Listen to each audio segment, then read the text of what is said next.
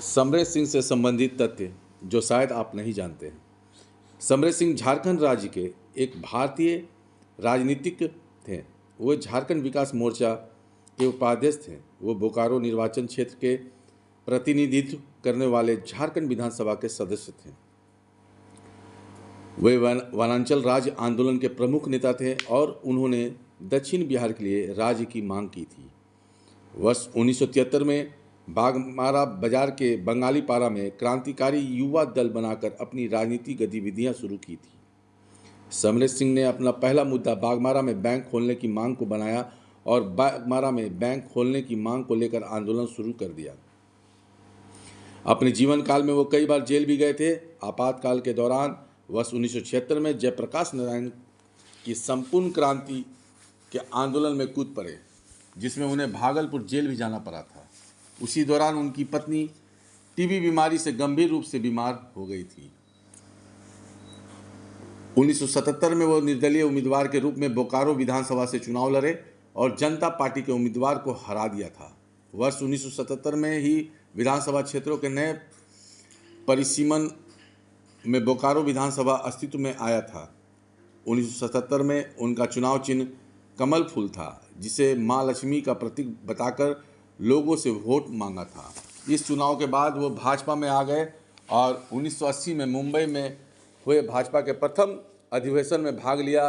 बाद में समरेश सिंह के सुझाव पर ही भाजपा का चुनाव चिन्ह कमल फूल बना था।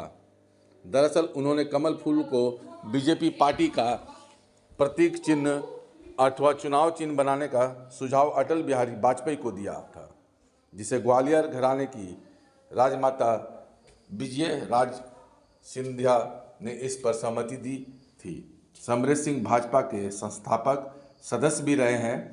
1980 के चुनाव में समरेश सिंह भाजपा के टिकट पर कमल के साथ बोकारो से दोबारा चुनाव लड़े, लेकिन अकलूराम महतो से हार गए। फिर 1985 व 1990 के चुनाव में भाजपा के टिकट पर ही समरेश सिंह ने 2 बार चुनाव जीता। 1985 में समरेश सिंह ने इंदर सिंह नामधारी के साथ मिलकर भाजपा को 13 विधायकों को मिलाकर एक अलग पार्टी संपूर्ण क्रांति दल का गठन किया था। इसलिए हालांकि बाद में संपूर्ण क्रांति दल का विलय भाजपा में पुनः हो गया था। बाद में पार्टी से मतभेदों के कारण भाजपा से अलग हो गए। वो 4 बार विधायक बने और मंत्री बने। समरेश सिंह को छऊ नृत्य में भी दिलचस्पी था। वो 4 बार विधायक बने और 1 बार झारखंड सरकार के मंत्री भी बने। 1977 का चुनाव जीता, 1985 का चुनाव जीता, 1990 का चुनाव जीता। 1995 का चुनाव भाजपा पार्टी से टिकट नहीं मिलने के कारण निर्दलीय उम्मीदवार के रूप में चुनाव लड़ा और हारे थे। 2000 का चुनाव झारखंड वनांचल कांग्रेस के टिकट पर लड़े थे। 2009 का चुनाव झाविमो पार्टी जेबीएम के टिकट पर चुनाव लड़े और फिर से चौथी बार विधायक बने थे। 2014 का चुनाव में भाजपा का टिकट नहीं मिलने पर फिर से निर्दलीय उम्मीदवार के रूप में लड़े थे, जिसमें फिर से उन्हें हार मिला था। 12 नवंबर 2022 का उनका तबीयत खराब हो गया, जिसके बाद उन्हें रांची में स्थित मेडिका हॉस्पिटल में भर्ती कराया गया था। हॉस्पिटल से डिस्चार्ज होने के बाद 1 दिसंबर 2022 को उनका देहांत हो गया। आज हम लोग सब यहाँ सभा में उपस्थित हुए हैं स्वर्गीय समरेश सिंह के प्रथम पुण्यतिथि पे। अब दादा के विषय में क्या बताया, ये वनांचल के माध्यम से झारखंड आंदोलन के प्रणेता थे। गरीबों, मजदूरों और देश हित में काम करने वाले ये नेता थे। जैसा कि चाचा ने बताया, बीजेपी भारतीय जनता पार्टी में जो कमल छाप है इन्हीं का देन है।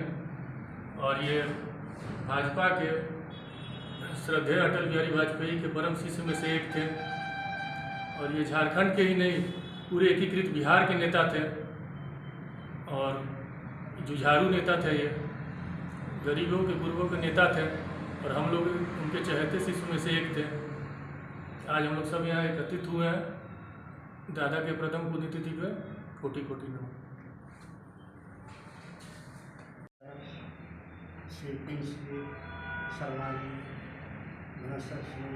तथा अन्य बड़े नेतागण, आज बड़ी खुशी है हम लोगों को ये मौका मिला कि समरेश का पुण्यतिथि मनाने का, और हम लोग उनका पुण्यतिथि मना रहे हैं।